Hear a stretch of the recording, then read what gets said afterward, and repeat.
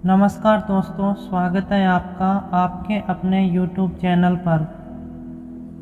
हमारी आज की कहानी है सबसे बड़ा धन। एक बार एक शक्तिशाली राजा घने वन में शिकार खेल रहा था। अचानक आकाश में बादल छा गए और मूसलाधार वर्षा होने लगी। सूर्य अस्त हो गया और धीरे धीरे अंधेरा छाने लगा।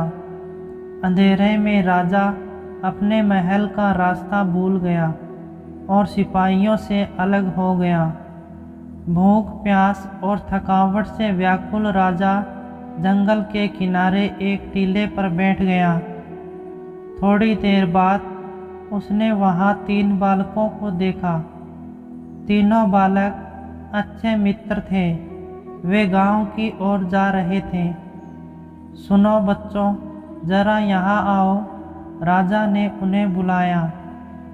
बालक जब वहाँ पहुँचे तो राजा ने उनसे पूछा, क्या कहीं से थोड़ा भोजन और जल मिलेगा?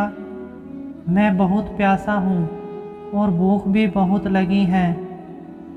बालकों ने उत्तर दिया, अवश्य, हम घर जाकर अभी कुछ ले आते हैं। वे गांव की ओर भागे और तुरंत जल और भोजन ले आए। राजा बच्चों के उत्साह और प्रेम को देखकर बहुत खुश हुआ।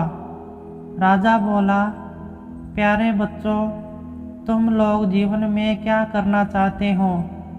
मैं तुम सबकी सहायता करना चाहता हूँ। कुछ देर सोचने के बाद एक बालक बोला, मुझे धन चाहिए।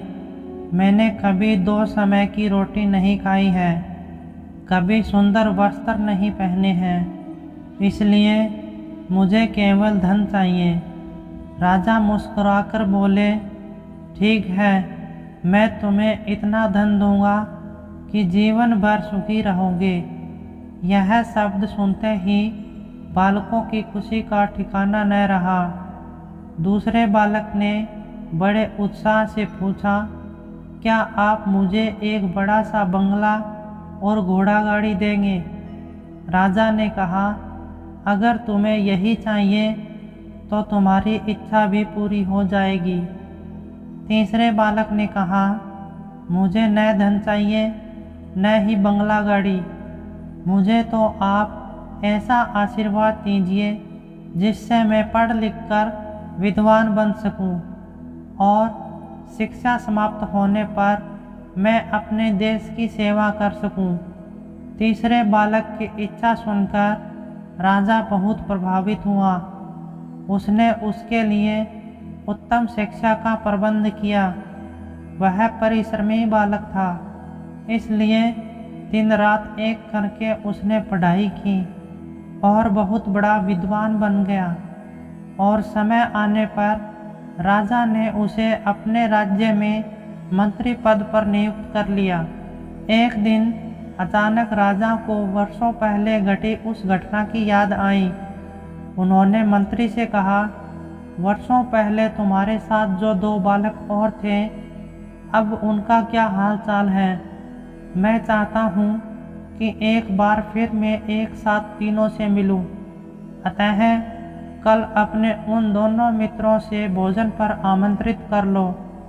मंत्री ने दोनों को संदेश भिजवा दिया और अगले दिन सभी एक साथ राजा के सामने उपस्थित हुए। आज तुम तीनों को एक बार फिर साथ देखकर मैं बहुत प्रसन्न हूँ। इनके बारे में तो मैं जानता हूँ, पर तुम दोनों के बारे में बताओ। राजा ने मंत्री के कंधे पर हाथ रखते हुए कहा, जिस बालक ने धन मांगा था वह दुखी होते हुए बोला, राजा साहब, मैंने उस दिन आपसे धन मांगकर बड़ी गलती की। इतना सारा धन पाकर मैं आलसी बन गया और बहुत सारा धन बेकार की चीज़ों में खर्च कर दिया। मेरा बहुत सा धन चोरी भी हो गया और कुछ 1 वर्षों में ही मैं वापस उसी स्थिति में पहुंच गया जिसमें आपने मुझे देखा था। बंगला गाड़ी मांगने वाले बालक भी अपना रोना रोने लगा। महाराज, मैं बड़े ठाठ से अपने बंगले में रह रहा था, पर वर्षों पहले आई बाढ़ में मेरा सब कुछ बर्बाद हो गया और मैं भी अपने पहले जैसी स्थिति में पहुंच गया।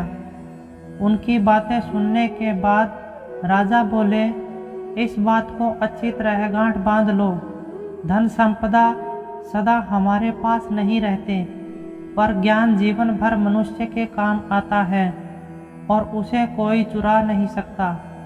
शिक्षा ही मानव को विद्वान और बड़ा आदमी बनाती है, इसलिए सबसे बड़ा धन विद्या ही है। कहानी को पूरा सुनने के लिए आपका बहुत बहुत धन्यवाद। अगर आपको हमारी कहानी पसंद आई है तो हमारे चैनल को सब्सक्राइब करें और दोस्तों के साथ शेयर करें।